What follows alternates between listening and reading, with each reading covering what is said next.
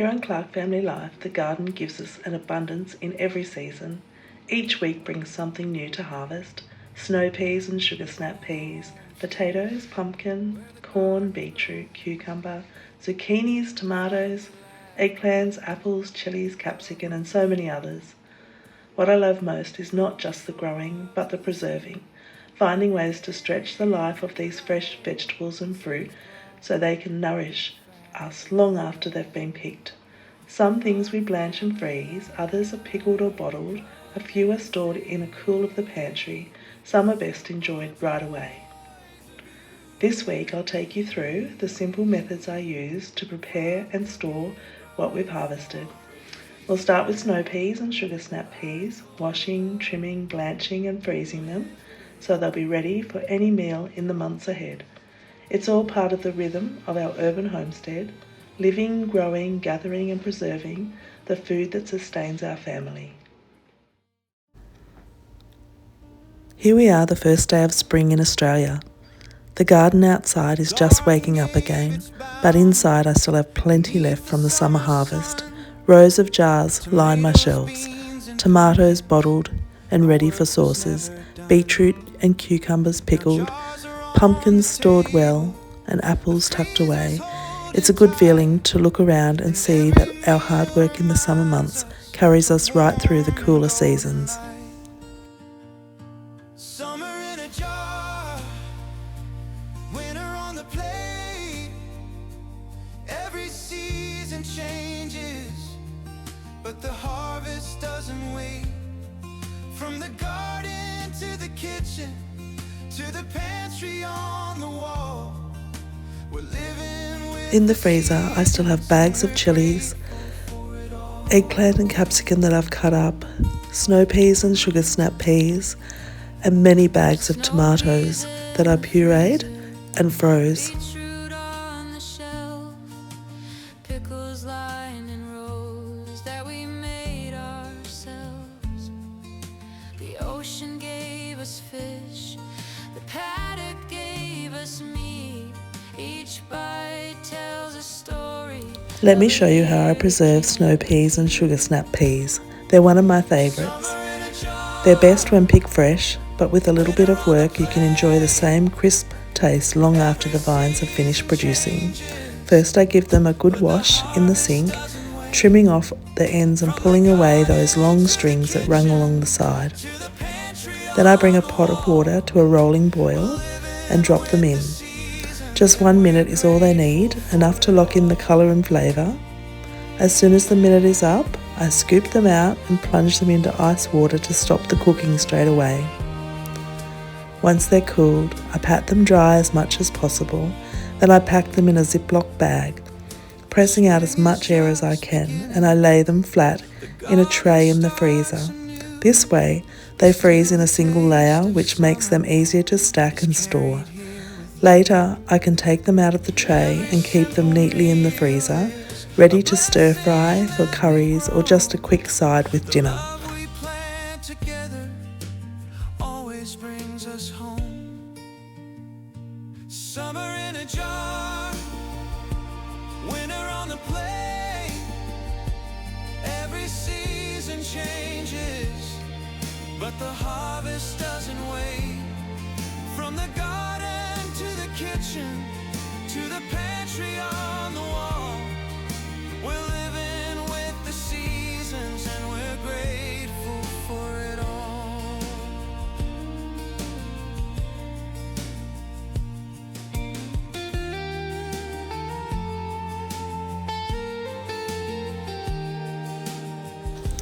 Now I'll show you how we preserve our beetroot.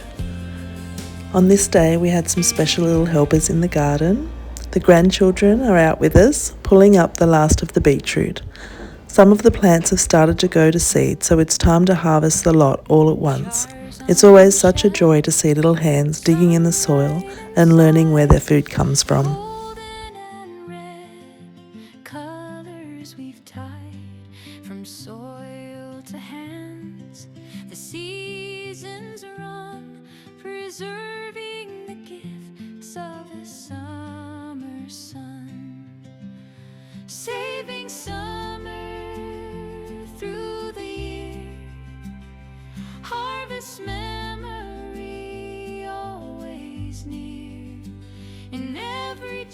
The first way I like to enjoy beetroot is to simply get the fresh beetroot and roast it in the oven.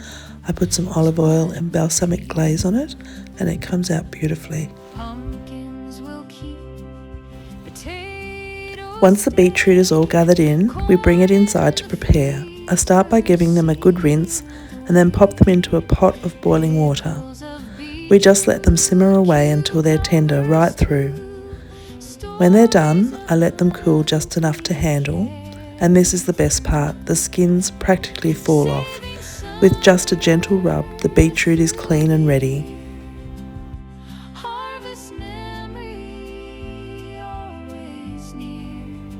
We like to slice our beetroot, that way it's easy to add to a salad or layer into a sandwich. Once sliced, we pack the beetroot neatly into sterilised jars. Then comes the flavours that make it all worthwhile, the brine. It's the same recipe we've always used, passed along through the family. We pour it hot over the sliced beetroot, seal up the jars and set them aside. The jars keep beautifully for over 12 months and the flavour just gets better with time. I'll leave the full recipe for the brine that we use to pickle our beetroot in the description. Next thing we're preserving is our cucumbers. We've picked them fresh from the vines and there's nothing quite like that crunch when you've just harvested. The first step is to give them a good wash and then we slice them into rounds. Once sliced, I place them into a colander and sprinkle a generous layer of salt over the top.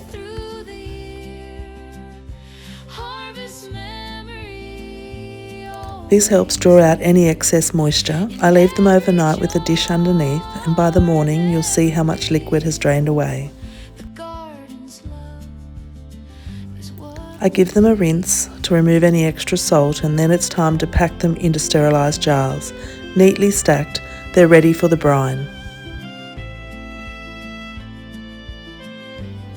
We pour the hot brine over the cucumbers, making sure they're covered completely and then seal on the lids.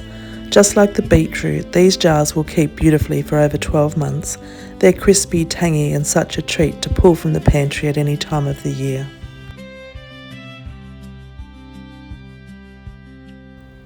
We were blessed with a good crop of pumpkins and we've grown quite a few different varieties. Each one has its own character, but they all store beautifully if we treat them right. When cutting them from the vine, always leave about 5 centimetres of stem attached. This little handle helps the pumpkin to cure and keeps it from rotting too soon. Digging potatoes is always a little bit like a treasure hunt. You never know exactly how many you'll uncover until you dig down into the soil.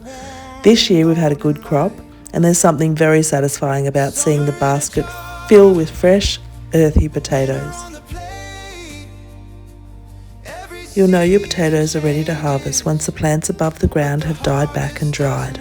That's a sign the tubers have finished growing and are ready to store.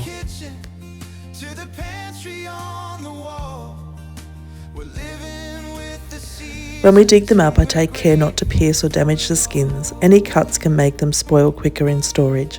I also like to brush the dirt off gently, but I don't wash them until just before cooking. Leaving them dry keeps them longer. Once cured, the best way to keep potatoes is in a hessian bag, a wooden crate, or even a cardboard box in a cool, dark place. A shed, cellar or pantry will do, so long as it's dry, not too warm. Kept this way they'll last for months, providing us with hearty meals right through the season.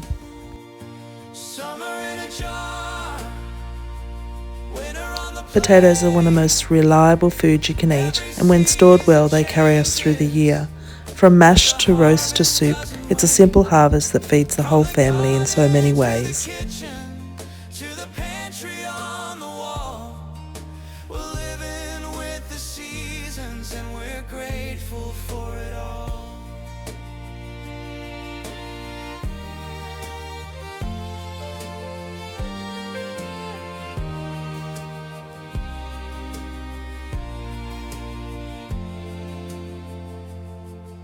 Spring is just beginning, the garden starts anew, but still the taste of summer is carried here. Zucchinis is one of those vegetables that seems to appear overnight.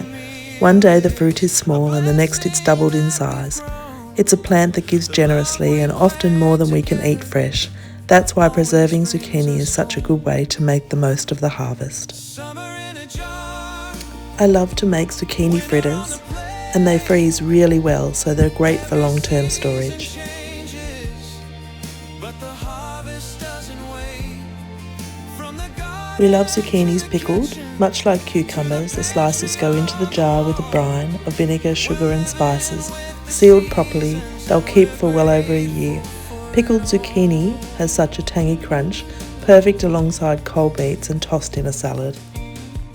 They are such a versatile vegetable in the garden. By preserving it in a few different ways, none of the abundance goes to waste and we always have a taste of summer ready to use.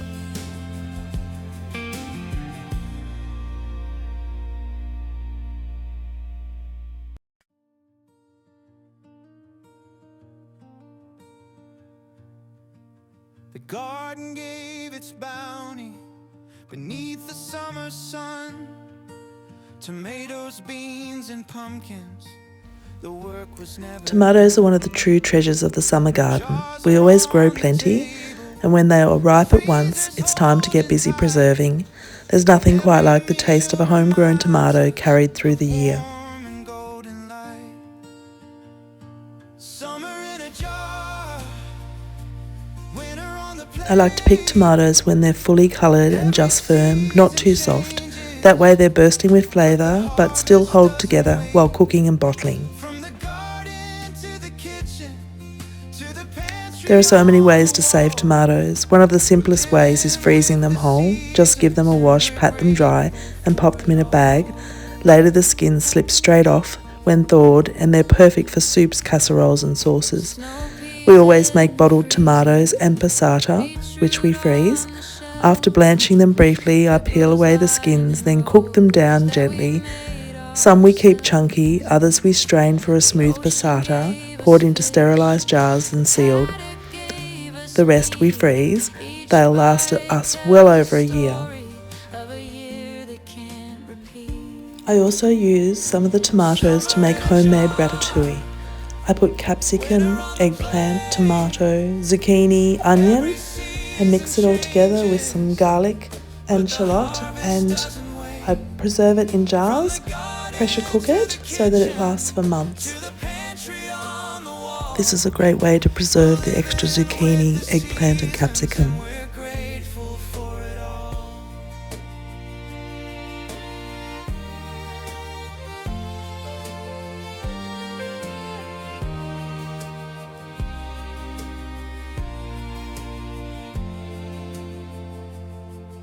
Spring is just beginning. The garden starts anew. Corn is one of those crops that's best eaten fresh, straight from the stalk. Carried here with you.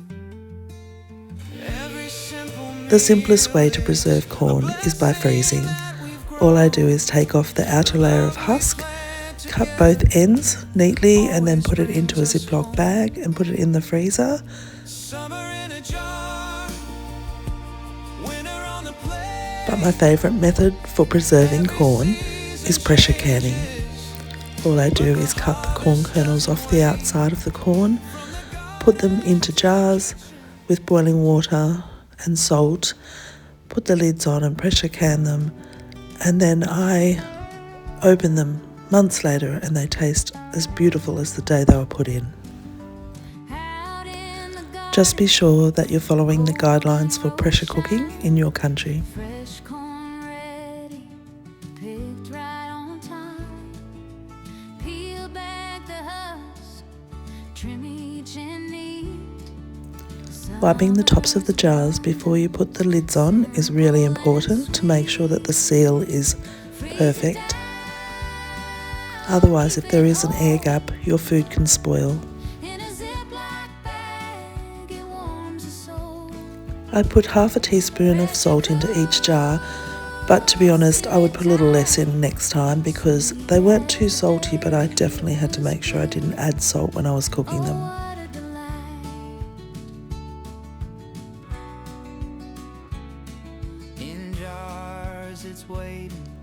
Richard has been beekeeping for about a year now, and we've been fortunate enough to get lots of honey. I like to keep preserving chilies simple. Most of the time I just put them straight into the freezer and take them out and use them in recipes as I need them. But my favourite way to use chilies is to make sweet chilli sauce. We go through a lot of it in our house. I also preserve a lot of garlic, usually just picking the bulbs from where I've left them hanging to preserve. When the bulbs have just been harvested, it's also a good time to preserve them for long-term storage. I usually just put the cloves into a metal container with a lid and shake it vigorously, and the skins fall off really easily. I put them into a container in the freezer and they store for such a long time. This only works well when the bulbs are fresh because it's really difficult as they age and the skins get thicker on the cloves of garlic to get the skins off.